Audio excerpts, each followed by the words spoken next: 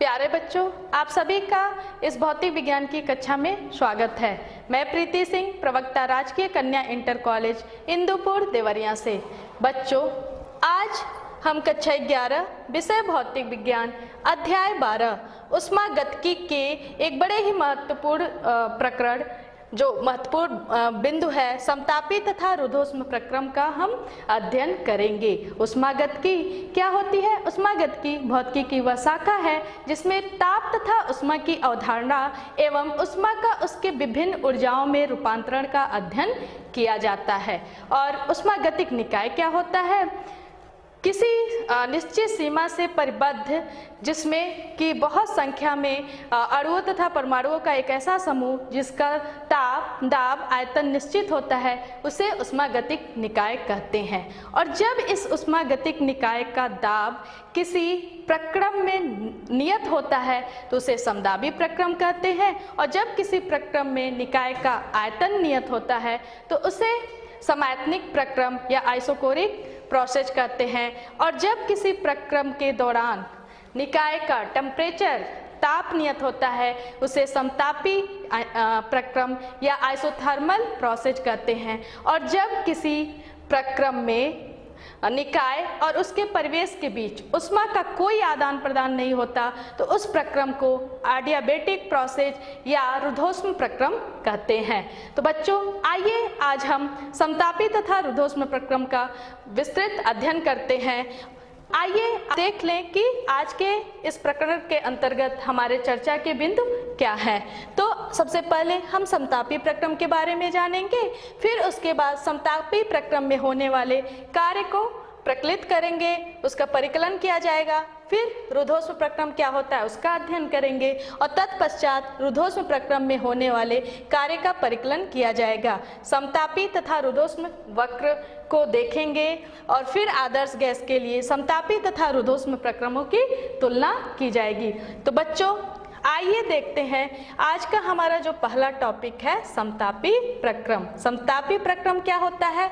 वह प्रक्रम जिसकी पूरी अवधि में निकाय का ताप स्थिर रखा जाता है, तो उस प्रक्रम को समतापी प्रक्रम कहते हैं। दूसरे शब्दों में हम कह सकते हैं कि किसी ऊष्मागतिक निकाय में होने वाला वह भौतिक परिवर्तन जिसमें संपूर्ण प्रक्रम के दौरान ताप नियत रहता है, उसे समतापी प्रक्रम कहते हैं। बच्चों, समतापी प्रक्रम के लिए यह आवश्यक है कि निकाय जो है वो चारों तरफ से एक पूर्ण चालक से घिरा हुआ हो, ताकि जब भी निकाय में ऊष्मा उत्पन्न होती है तो वो तुरंत ही बाहर निकाल दी जाए, और जब वो ऊष्मा अवशोषित होती है तो ऊष्मा बाहर से अंदर आ जाए निकाय में।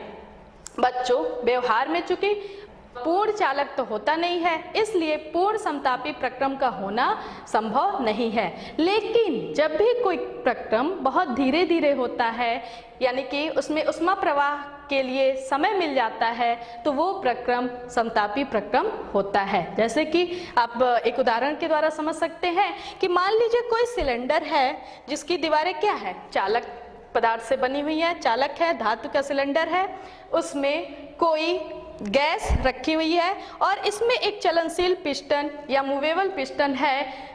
तो जब भी इस चलनशील पिस्टन पे छोटे छोटे बाट रखा जाए, धीरे धीरे इस पे दाब बढ़ाया जाए, तो क्या होगा? गैस में धीरे धीरे संपीड़न होगा।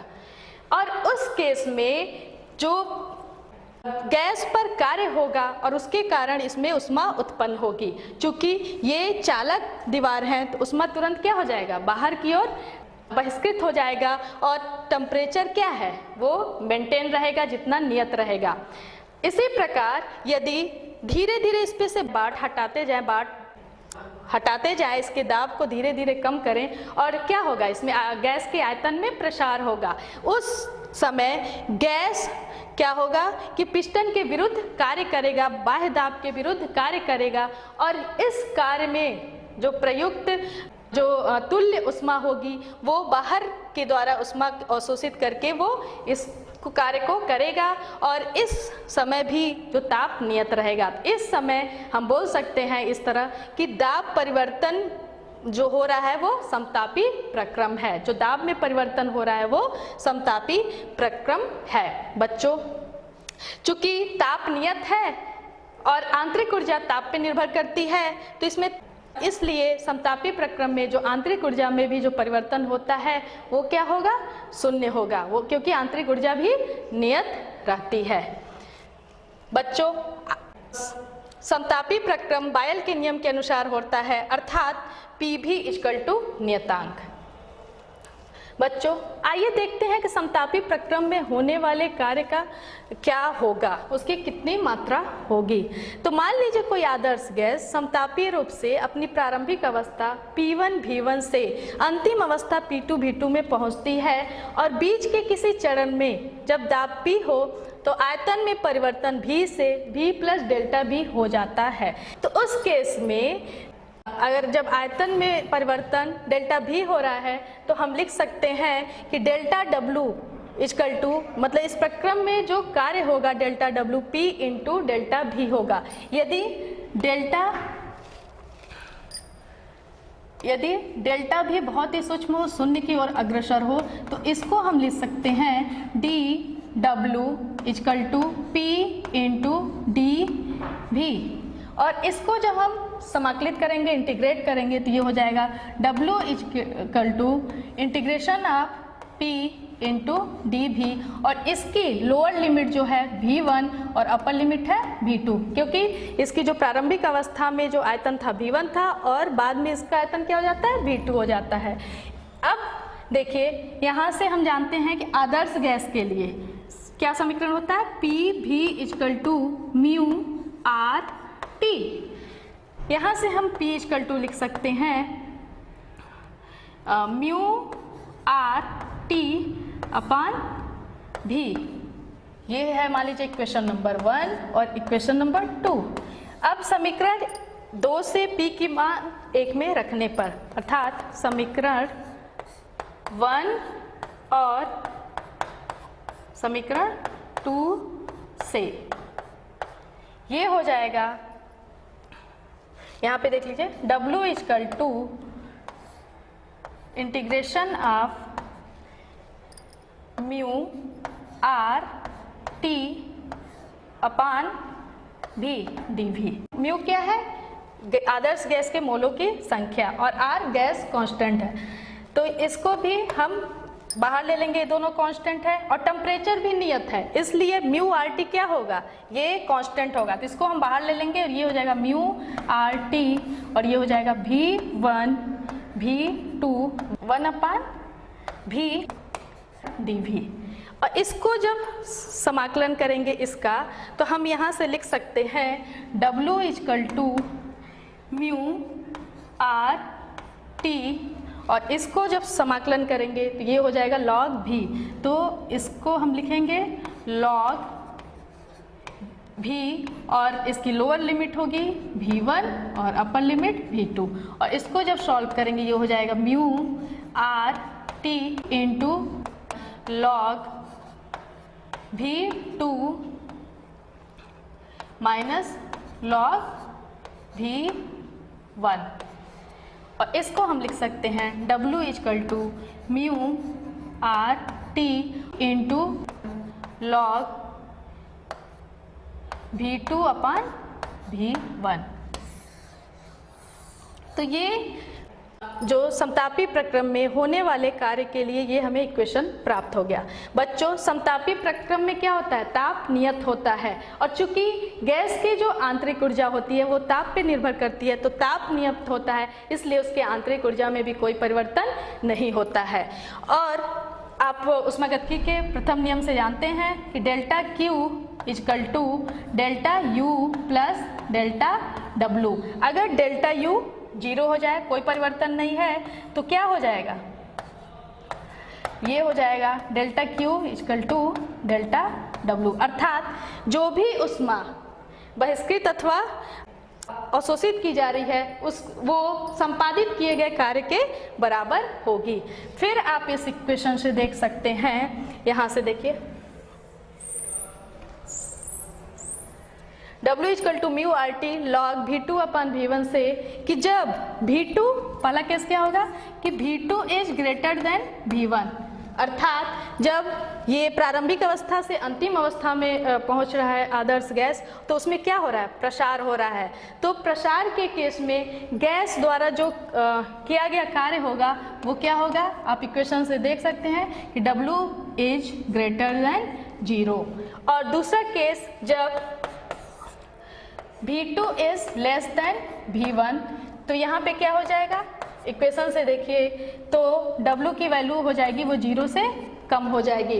अर्थात इस समय जब उसको संपीड़ित किया जा रहा है गैस को, तो गैस पर परिवेश द्वारा कार्य किया जाता है। बच्चों, तो आप समतापी प्रक्रम में होने वाले कार्य को समझ गए होंगे।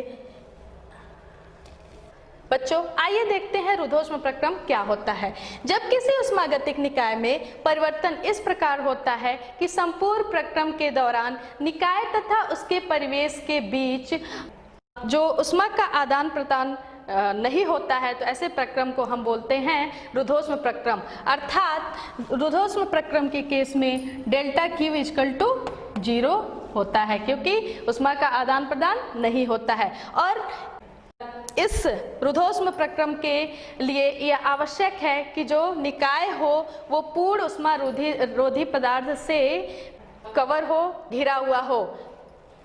इस केस में क्या होगा कि जब ये पूर्ण ऊष्मा रोधी पदार्थ होगा तो जो भी ऊष्मा उत्पन्न होगी वो बाहर नहीं जा पाएगी और सिस्टम का जो ताप होगा वो बढ़ जाएगा। और इसी प्रकार जब इसमें ऊष्मा अवशोषित होगी तो चूंकि बाहर से ऊष्मा नहीं आ पाएगी तो टेम्परेचर क्या हो जाएगा, कम हो जाएगा। चूंकि व्यवहार में पूर्ण ऊष्मा रोधी पदार्थ नहीं होता है, इसलिए पूर्ण रुद्धोष्म प्रक्रम का होना संभव नहीं है। बच्चों, ये ध्यान दीजिए कि जब प्रक्रम में जो ये बहुत ही तीव्रता से होता है, शीघ्र गति से होता है, तब वो प्रक्रम रुद्धोष्म प्रक्रम कहलाता है। जैसे कि इसमें यदि हम कोई ऐसा सिलेंडर लें और जिसकी वॉल क्या हो, कुचालक हो, इंसुलेटर हो, और उसमें कोई गैस रखी है और उस पर पिस्टन रखा है और पिस्टन को बड़ी ही शीघ्रता से दबाया जाए तो इस गैस पर कार्य होगा और उसके कारण इसमें ऊष्मा उत्पन्न होगी जो कि बाहर नहीं जा पाएगी, इसलिए इस पूरे सिस्टम का टेम्परेचर बढ़ जाएगा। और यदि हम शीघ्रता से इसको प्रसारित कर दें, इस पे दाब शीघ्रता से हटा दिया जाए तो गैस का शीघ्रता से प्रसार होगा और इस प्रसार में वो जो बाह्य दाब के विरुद्ध कार्य होगा उसके लिए आंतरिक ऊर्जा से गैस ऊर्जा लेके और वो बाह्य कार्य दाब के विरुद्ध कार्य करेगी, जिससे कि उसका टेम्परेचर क्या हो जाएगा, गिर जाएगा। तो इस प्रकार ताप में वृद्धि और क्या होता है, कमी होती है, लेकिन ऊष्मा एक परिवेश से निकाय में नहीं आती, नहीं निकाय से परिवेश में आती है। इस प्रकार रुद्धोष्म प्रक्रम में क्या होता है कि ऊष्मा का आदान प्रदान नहीं होता है। रुद्धोष्म प्रक्रम के उदाहरण है जैसे कि वायु में अनुदैर्घ्य तरंगों की जो गति होती है, या ये कह लें जब वाल्व को निकाल दिया जाए तो साइकिल के ट्यूब से जो निकलने वाली हवा होती है उसका ठंडा होना। बच्चों, गैस रुद्धोष्म प्रक्रम में पायसन लॉ को फॉलो करती हैं। PV to power gamma equal to नियतांक, जहां गामा गैस की दो विशिष्ट ऊष्माओं Cp तथा Cv का अनुपात है। तो gamma equal to Cp upon Cv। यहाँ Cp क्या है, गैस की विशिष्ट ऊष्मा कांस्टेंट प्रेशर पे और ये कांस्टेंट वॉल्यूम पे विशिष्ट ऊष्मा है। बच्चों, आइए देखते हैं ताप तथा आयतन, ताप तथा दाब के बीच रुद्धोष्म संबंध क्या है। हमें पता है कि रुद्धोष्म प्रक्रम में PV to power gamma equal to नियतांक होता है और आदर्श गैस के लिए हम जानते हैं कि PV equal to mu are T. यहाँ से अगर P की वैल्यू हम रखें म्यू आर टी अपान भी इस इक्वेशन में, तो क्या प्राप्त होगा, यहाँ पे देखिए म्यू आर टी अपान भी into V to power gamma equal to constant. तो यहाँ से देखिए ये हो जाएगा mu R into T into V to power gamma minus 1 equal to constant. और चूंकि ये भी क्या है, म्यू और आर भी कांस्टेंट है, इसलिए हम लिख सकते हैं TV to power gamma minus 1 equal to constant.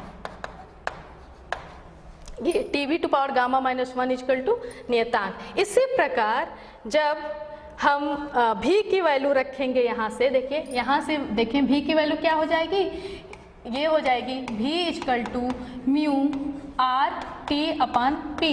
और इस समीकरण में 1 में अगर भी की value mu R T upon P रखेंगे तो हमें प्राप्त होगा T to power gamma upon P to power gamma minus 1 equal to नियतांक।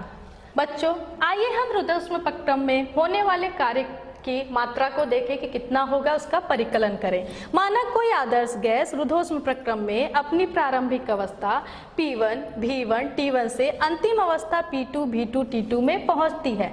रुद्धोष्मपक्रम में होने वाले कार्य को हम लिख सकते हैं W equal to integration of P dV, और इसकी लोअर लिमिट होगी V1 और अपर लिमिट है V2, जैसे कि हमने समतापी प्रक्रम में देखा। रुद्धोष्मप्रक्रम के केस में क्या होता है, P V to power gamma equal to constant या नियतांक, और इसको बच्चों हम मान लें कि ये K के बराबर है। ये इक्वेशन नंबर 1 हो जाएगा। ठीक, अब यहाँ से देखिए, इसको ऐसे भी लिख सकते हैं P1 V1 gamma equal to P2 V2 gamma, ऐसे लिखा जा सकता है। और हम ये मान लें किसके बराबर हो जाएगा, K के। अब इस इक्वेशन में यहाँ से देखिए कि इस इक्वेशन नंबर 1 से कि P की वैल्यू क्या हो जाएगी, K upon V to power gamma. अब इसकी वैल्यू हम इस इक्वेशन में रख दें। मान लीजिए ये इक्वेशन नंबर A है, तो इसकी वैल्यू हम इस A में रख दें तो क्या हो जाएगा, W equal to integration of V1 to V2, जो लोअर लिमिट है V1 और अपर लिमिट V2 है, और P की वैल्यू हम रख दें K upon V to power gamma dV। चूँकि K कांस्टेंट है, इसको हम क्या करेंगे, बाहर ले लेंगे, ये हो जाएगा K, और इसको लिख सकते हैं V1 V2, और इसको हम अगर अंश में लाएं तो क्या हो जाएगा, V to power minus gamma dV।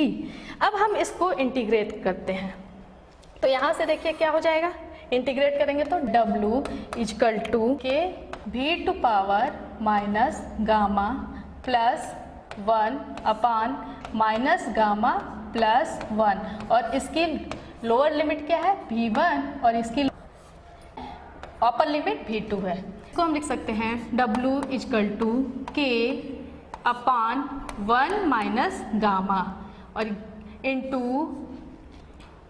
V2 minus gamma plus 1 minus V1 minus gamma plus 1। यहाँ से हो जाएगा W equal to 1 upon 1 minus gamma into bracket में K into V2 minus gamma plus 1 minus K into V1 minus gamma plus 1। अब K यहाँ से देखिए, यहाँ से K की वैल्यू इसके साथ हम रख सकते हैं P2 V2 to power gamma, तो हम यहाँ से लिख लेंगे W equal to 1 upon 1 minus gamma, और ये हो जाएगा K की वैल्यू यहाँ रखें तो P2 V2 gamma into V2 minus gamma plus 1, और ऐसे ही यहाँ पे लिखेंगे तो ये हो जाएगा, यहाँ पे K हम लिखेंगे P1 V1 to power gamma, तो ये हो जाएगा P1 V1 to power gamma into V1 minus gamma plus 1। देखिए अब यहाँ से हम लिख सकते हैं, इसको सॉल्व करेंगे, ये आ जाएगा W equal to 1 upon 1 minus gamma, और यहाँ से देखिए ये V2 टू पावर गामा है, यहाँ V2 to power minus gamma plus 1 है, तो इसको हो जाएगा P2 V2 minus P1 V1।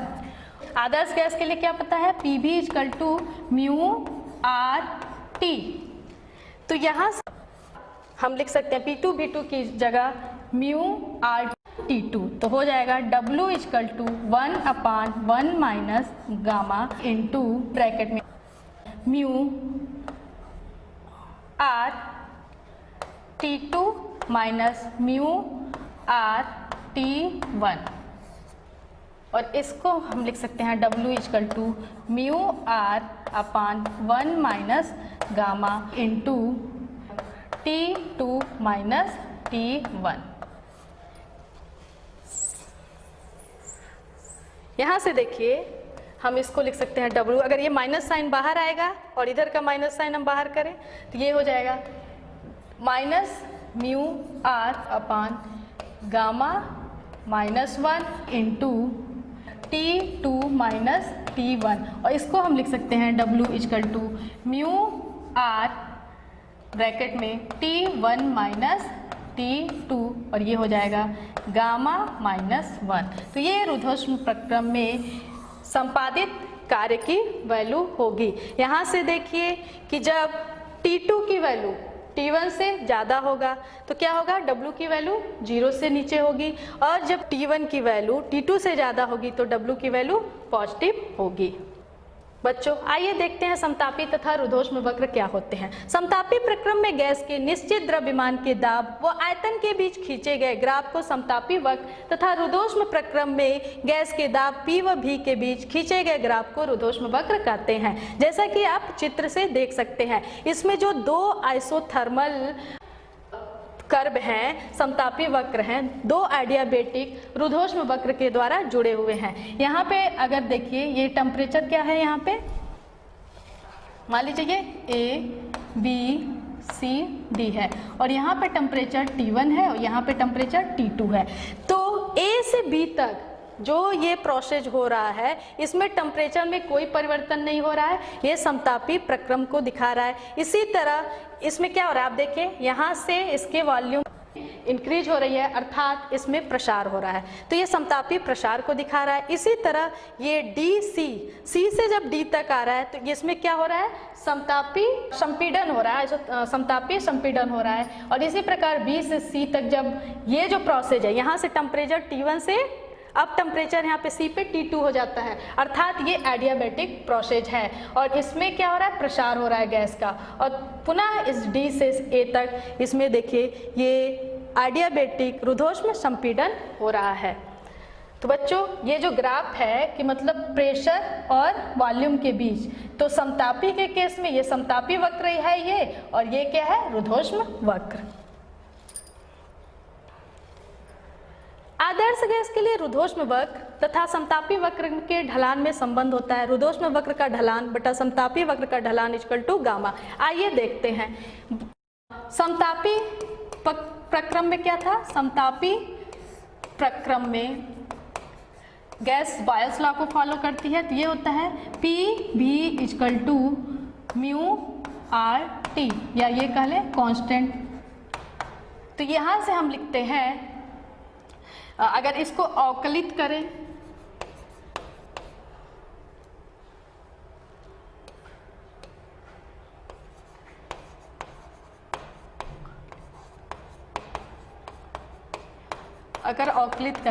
तो यहाँ से हो जाएगा V into D P plus P into D V equal to 0, और यहाँ से हम लिख सकते हैं, ये देखिए V into D P equal to minus P into D V, और यहाँ से हो जाएगा D P upon D V equal to minus P upon V. ये अगर हम कोई इसमें ये प्रेशर है, ये वॉल्यूम है, इसका कोई भी पार्ट अगर समतापी के केस में लें, और ये मान लीजिए ये dP है और ये dV है, तो dP और dV का जो अनुपात होगा वही क्या होगा, इसका ढलान होगा। तो ये समतापी के केस में था। अब रुद्धोष्म प्रक्रम में देखिए, रुद्धोष्म प्रक्रम में पॉइसन का नियम फॉलो होता है, अर्थात P V to power gamma equal to constant, और जब इसको अवकलित करेंगे तो ये हो जाएगा V to power gamma dP plus यहाँ पे हो जाएगा P into gamma into V to power gamma minus 1 dV equal to 0, और यहाँ से हो जाएगा V to power gamma dP equal to minus P into gamma into V to power gamma minus 1 D V. और इसको हम जब देखेंगे तो ये आ जाएगा D P upon D V, और ये हो जाएगा minus P into V to power gamma minus 1 upon V to power gamma, और ये हो जाएगा D P upon D V equal to minus gamma P by V. और जब इसका अनुपात देखिए तो क्या आएगा, ये गामा के बराबर होगा। जब रुद्धोष्म वक्र के ढलान में समतापी वक्र के ढलान से भाग देंगे तो ये गामा के बराबर होगा, जहाँ पे गामा एक परमाणु अणु के लिए होता है 1.67, द्विपरमाणु के लिए होता है 1.41। तो बच्चों ये आदर्श गैस के लिए रुद्धोष्म वक्र तथा समतापी वक्र के ढलान में संबंध था।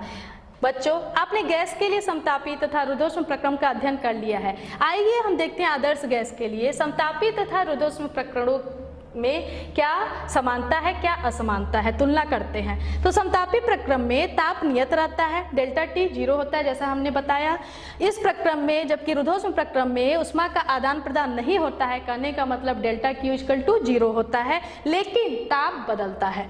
दूसरा पॉइंट कि समतापी प्रक्रम में आदर्श गैस के आंतरिक ऊर्जा नियत रहती है, अर्थात डेल्टा यू 0 होता है, जबकि रुद्धोष्म प्रक्रम में आदर्श गैस की रुद्धोष्म प्रक्रम में आंतरिक ऊर्जा बदल जाती है। इसी प्रकार समतापी प्रक्रम में आदर्श गैस बॉयल का नियम अर्थात पीवी इक्वल टू नियतांक का पालन करती है, जबकि रुद्धोष्म प्रक्रम में आदर्श गैस पॉइसन के नियम PV to power gamma equal to नियतांक का पालन करती है। और समतापी प्रक्रम में समतापी वक्र का ढलान माइनस पी बाई भी होता है, जबकि रुद्धोष्म प्रक्रम में जो रुद्धोष्म वक्र का ढलान होता है माइनस गामा पी बाई होता है। तो बच्चों आशा करते हैं कि आपको आज का ये जो हमारा टॉपिक था समतापी तथा रुद्धोष्म प्रक्रम समझ में आया होगा। तो आप इससे संबंधित क्वेश्चन नोट कर लीजिए, इसको हल करिए और इससे संबंधित जो भी टेक्स्ट बुक में उदाहरण होंगे या न्यूमेरिकल्स होंगे उसको सॉल्व करिएगा। धन्यवाद।